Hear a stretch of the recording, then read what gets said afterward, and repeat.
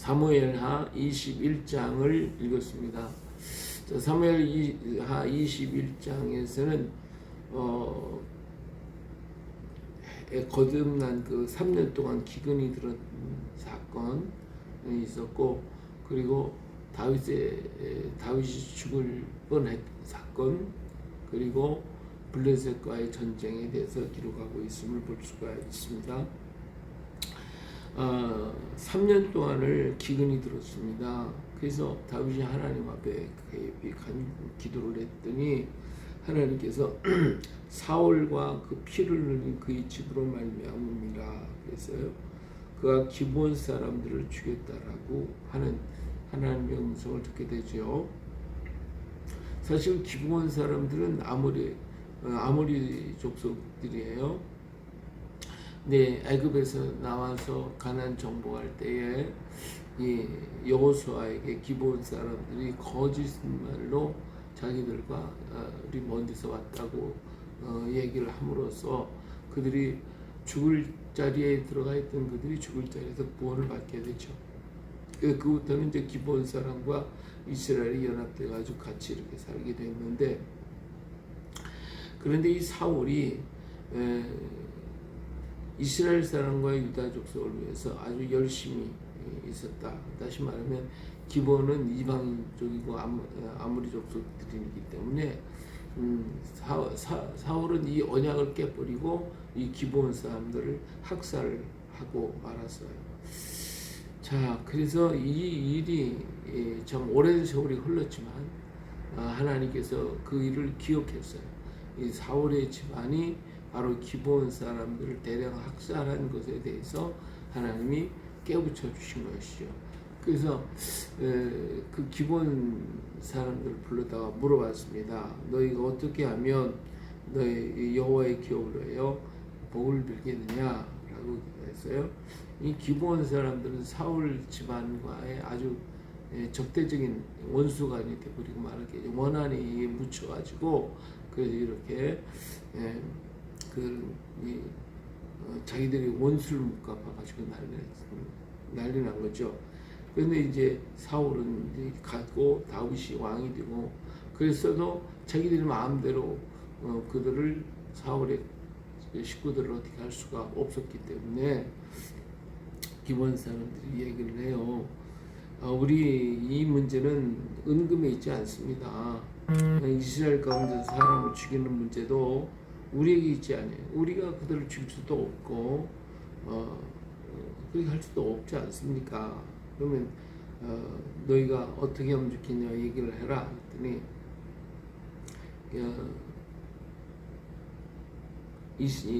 우리를 멸하여 이스라엘 영토 내에 머물지 못하게 하려고 모해한 사람의 자손 7번 사람을 우리에게 내주소서.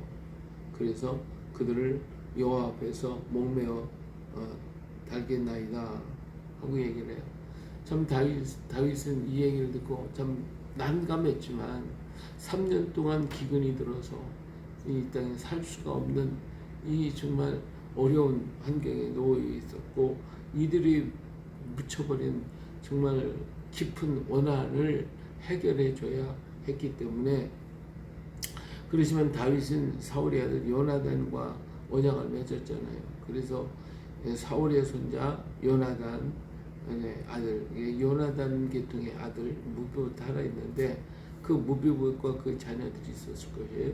그들은 남겨두고 다른 아야의 딸 리스바에게서 난 자, 또 사울의 두 아들 알므니와 무비보셋과 사울의 딸 메랍에게서 난 자, 이런 사람들을 7을 잡아다가 기브온 사람의 손에 넘기게 되니까 그 기브온 사람이 그들을 목매어 달았어요. 그리고 그래서 7사람이 동시에 죽게 되었죠. 이때는요, 곡식별은 첫날 볼이 되기 시작할 때다 그랬어요. 그러니까 참 지금까지 그런 대로 살아왔던 이 사울의 가족들을 특히 이제 아야의 딸이 5이나 잡혀갔으니까 그 아들들이 다 죽고 보니까 기가 막힌 거죠. 그가 자기들의 시체 자식들의 시체를 거기다 놔두고 곡식 빼기 시작할 때부터 하늘에서 비가 내리기까지, 비가 이들 때문에 안 내린다고 했으니까 비가 내릴 때까지 그에서 통곡을 하고 정말 그 시체를 갖다 범하지 못하도록 지키고 있는 이 가냘픈 여인의 이 소식이 그 사울에게 다윗에게 들리게 됐죠. 이런 것을 볼 때 지금도 다윗은 사울의 가정에 대해서 정말 안타까워하고 있는 그 마음의 아픔이 있었을 때에 아야의 딸 스바가 이렇게 울고 있는 것을 보고서 사람을 보내가지고 다윗 사울과 요나단의 시체를 또 가지고 와서 함께 그들의 가족묘를 만들어 거기에 장사를 지내도록 그렇게 했어요. 근데 사울은 이렇게 기브온 사람들에 대해서는 학살을 했지만 길랏 야베스가 적의 공격을 당할 때 그들을 구원한 사람이 또 사울이었거든요. 그렇기 때문에 길랏 야베스 사람들은 사울을 또 사랑하고 있었어요. 그렇기 때문에 이 사울과 요나단이 죽었을 때 그 시체를 몰래 가서 가지고 와서 장사를 지는 사람들은 또 이 사람들이었어요. 그래서 이 일로 인해 가지고 온 가족들을 전부 다 다윗은 마지막 정말 사울의 가정에 베푼 은혜라고 할 수가 있겠죠. 기브온 사람들의 문제를 해결하고 또 길랏 야베스 사람들의 행했던 일에 칭찬도 하고 그래서 온 가족들을 다 한자리에 장사를 해줌으로 해서 그래서 이 문제를 해결했다라고 하는 말씀이 기록이 되어 있어요. 자, 여기서 우리는 여러 가지로 볼 때 어떠한 문제이든지 원인이 있었다. 그래서 이 원한이 맺혀져 있으면 그 문제가 언젠가 하나님 앞에서 해결되어지고 하는 것을 알 수가 있죠. 그렇기 때문에 참 원인을 어떻게 제공하느냐, 그것이 결국은 없어지고 사라지는 게 아니라 반드시 그 원한에 대한 대가가 있다라고 하는 것을 볼 수가 있습니다. 이 세상에 오늘날도 억울하게 당하고 정말 의인의 길에 당한 그 많은 일들이 얼마나 많습니까? 근데 그런 일들을 하나님 다 기억하시고 그 문제를 해결해 가고 계시는 것을 볼 수가 있죠. 하나님의 의로운 공정한 판단은 반드시 이루어진다. 그것이 한 세대를 건너간다 할지라도 그 시대 가운데 반드시 이루어지고 한 사건도 전에 심었던 그것이 열매가 맺혀져서 그 열매가 이루어지고 있다는 걸 볼 수가 있습니다. 악한 것을 심으면 악의 열매가 맺혀져서 그 가정을 망하게 될 것이고 선한 것을 심으면 선한 열매가 있어서 그 가정과 집안을 흥왕하게 만들어 가실 것입니다. 자, 결국은 사울의 집은 점점 망해가더니 그 후손에까지도 이렇게 그 후손들이 무슨 잘못이 있어요. 그런데 그것이 그들에게 임해서 사울의 가족이 전부 다 망하고 있는 모습을 볼 수가 있고요. 그 원한들이 묻혀가지고 한 세대를 건너서 이렇게 역사가 일어나고 있다는 것을 볼 때에 하나님은 공의는 어떠한 모습을 통해서든지 드러나고야 만다라고 하는 것입니다. 오늘 이 세상에 살아가는 사람들이 자기의 어떤 것들을 위해서 악을 심고 그것이 결국은 자기는 안전한 것 같지만 하나님의 공의는 언제는 이루어지고 있다는 거, 그걸 깊이 기억해야 합니다. 그래서 이러한 어리석음을 벗어나서 정말 하나님의 뜻에 하나님의 원하시는 그 뜻에 합당하게 걸어가야 하지, 그렇지 않으면 반드시 그것이 나에게 오고 내가 아니면 내 후손들, 그 후손의 후손까지도 이런 역사가 일어나고 있다라고 하는 것을 알 수가 있습니다. 하나님은 공의의 하나님, 정의의 하나님이십니다. 할렐루야. 자, 블레셋 사람들이 이스라엘을 칠 때 다윗과 그의 부하들이 내려가서 싸우게 됩니다. 다윗은 나이가 이제 들고 힘이 약해지고 보니까 블레셋 거인 중에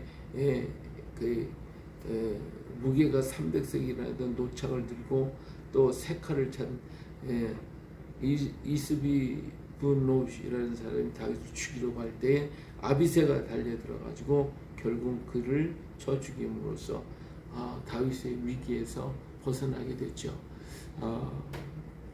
사람이 강하고 힘이 있었다 할지라도 나이가 들어가면 점점 약해져가는 모습을 볼 수가 있습니다. 그렇기 때문에 우리는 강했던 자가 약한 자가 되어진다는 걸 꼭 기억해야 되겠죠. 그래서 이 섬김을 받은 자는 또 섬기는 자가 되어야 되고, 사랑을 받은 자는 또 사랑하는 자로 바꿔줘야 되는 것이지, 언제나 사랑을 받아야 되고 언제나 섬김을 받아야 되는 이러한 논리는 합당하지 않는 거예요. 언제든지 강한 자는 또 강한 자는 남을 왜 존경을 받았지만 또 자기도 약해지기 때문에 언제나 자기도 약해진다는 사실을 기억해야 합니다. 항상 높은 곳에 있는 것이 아니라 낮아질 때도 있다고 하는 것, 항상 강한 자가 되는 줄 알지만 또 자기도 약한 자가 된다는 것, 약한 자로 있지만 그러나 강한 자도 될 수 있다는 것. 하나님은 이런 모든 사실에 있어 이렇게 바뀌어지는 것을 알아야 돼요. 근데 우리가 그걸 모르고 언제나 나는 강한 줄 알고 언제나 나는 약한 줄 알고 언제나 나는 가난한 줄 알고 이런 것은 아닙니다. 하나님의 역사는 우리를 새롭게 바꿔주기 때문에 또 바뀔 줄을 알고 우리가 준비하고 언제나 겸손하게 언제나 섬기는 자가 되어야 할 줄로 압니다. 자, 이렇게 해서 다윗의 그 신하들이 블레셋의 거인들을 다 처단했던 것을 볼 수가 있습니다. 그래서 마지막 이 부분들은 전부 다 그 블레셋의 거대한 사람들을 다 다윗이 다윗의 신하들과 다 처단하였다 하는 것을 말 수가 있죠. 다윗이 골리앗을 쳐서 멸한 것처럼 다윗의 신하들은 블레셋 사람들의 거인들을 다 멸함으로써 그러므로 승리를 이루었던 것을 볼 수가 있습니다.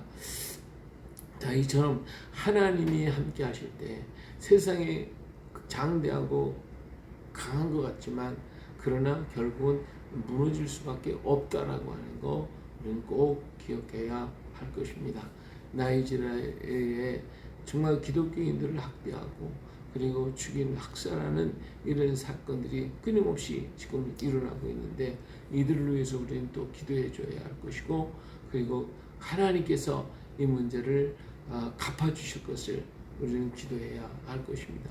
반드시 악을 심으면 그 악은 결국은 그들에게 쏟아진다는 것, 그걸 기억해야 할 것이고, 우리가 언제든지 강한 자가 아니고 약한 자가 될 수도 있는 것이고, 사랑받는 자가 사랑하는 자가 돼야지 언제나 사랑받는 자라고 하는 것은 잘못된 생각이라는 거.